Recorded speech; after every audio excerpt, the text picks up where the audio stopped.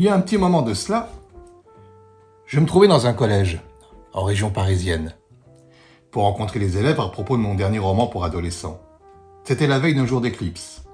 J'étais donc là, dans la salle des profs, à attendre que retentisse la sonnerie, prêt à affronter la classe de 4e, qui n'allait pas manquer de me montrer toute son hostilité. Ils sont comme ça, les 4e. Ils te font la gueule avant de te connaître. Ils lèvent les yeux au ciel quand tu tentes la sympathie. Ils sont pris de nausées quand tu leur affirmes que lire, c'est chouette. Donc j'étais là, à attendre, quand soudain déboule le principal. Grand, épais, visage rougeau, veste kitsch en velours côtelé. Il demande l'attention de tous, et bien que me sentant moyennement concerné, je lui consacre la mienne. Il dit « Je viens de recevoir une circulaire du ministère, et nous allons la suivre à la lettre. Je ne veux prendre aucun risque. Demain matin, c'est l'éclipse.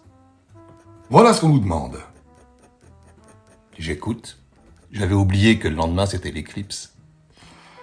Je me dis, chouette, j'ai d'autres rencontres prévues à ce moment-là, ça me ferait une petite coupure, ça sera cool. Que nenni. Je me fourvoyais. Car la directive en question disait ceci.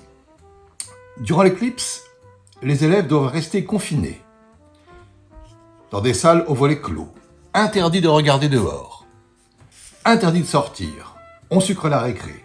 Les cours de PS, ils sautent. Ce collège-là est pourvu d'une verrière par laquelle passent les élèves afin de se rendre d'un côté à l'autre. On détourne l'itinéraire.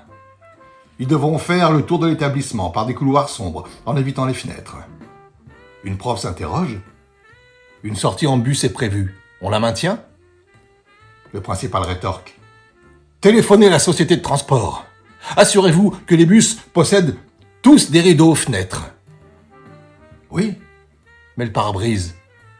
Bon sang, j'avais pas pensé au pare-brise. Annulez la sortie. Tout le monde est atterré. Après, il a fallu expliquer aux mômes, leur faire sentir le danger, le risque potentiel, la menace venue de l'extérieur, pire, de l'espace. Pour ces gamins-là, donc, une éclipse restera à jamais quelque chose de dangereux. Un phénomène agressif qui met en péril leurs yeux, voire même leur vie. Pire que la bombe atomique, plus impitoyable que la peste brune.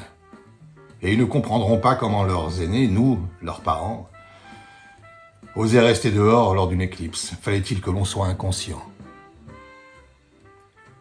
Le ministère ne veut prendre aucun risque. Principe de précaution. Sous-entendu, si un gamin s'abîme les yeux en regardant l'éclipse, avec ou sans lunettes, les parents vont se retourner contre l'école. C'est vrai. Je propose donc, afin de protéger l'enfant, nous l'interdisions tout bonnement d'aller à l'école. C'est dangereux, l'école. On peut se battre, attraper des maladies, entendre des choses choquantes. D'ailleurs, le mieux, c'est qu'ils ne sortent pas de la maison. L'extérieur, en général, est dangereux. À cause des véhicules, du vent qui fait tomber les tuiles, de la pollution. Et encore, la maison n'est pas un lieu sûr. Il pourrait à tout moment glisser sur le carrelage et se fracasser le crâne, se planter une fourchette dans l'œil. L'enfant devra rester dans sa chambre.